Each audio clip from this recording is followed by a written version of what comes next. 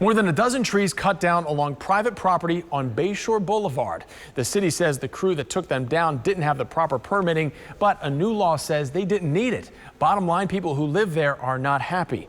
Our Heather Lee is digging into both sides of the argument. These trees are hundreds of years old. Under a giant oak in front of her daughter's Bayshore Boulevard home, Sandra Bates, a volunteer for the advocacy group Tree Something Say Something, says more than a dozen trees were chopped down a week ago, 2 lots over. Once the trees are gone, they're gone. You can't glue them back together. A new state law passed in July says a private property owner doesn't need a permit if they have an arborist deem the trees dangerous. Chelsea Johnson believes the law is being used by developers as a loophole to cut down whatever they want. She's concerned about the environmental impact. You can stop building projects that don't have the proper permits, but apparently you can't stop trees from coming out that don't have the proper permitting. We're seeing Tallahassee dictate what is precious to Tampa. Even still, the city of Tampa is slapping the tree company Miller & Sons with violation notices.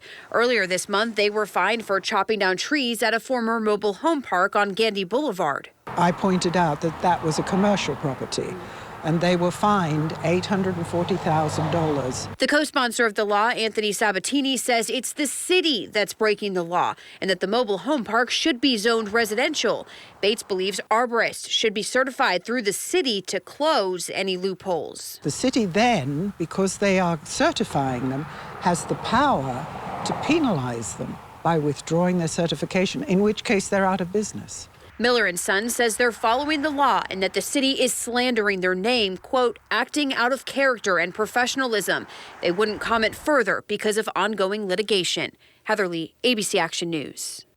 We reached out to the city for comment on the pending litigation, but we're still waiting to hear back. The city commented on that pending litigation, saying they respectfully disagree with State Rep Anthony Sabatini and have several cases against the property owner as well as the arborist. They sent us a full statement, which you can read right now at abcactionnews.com.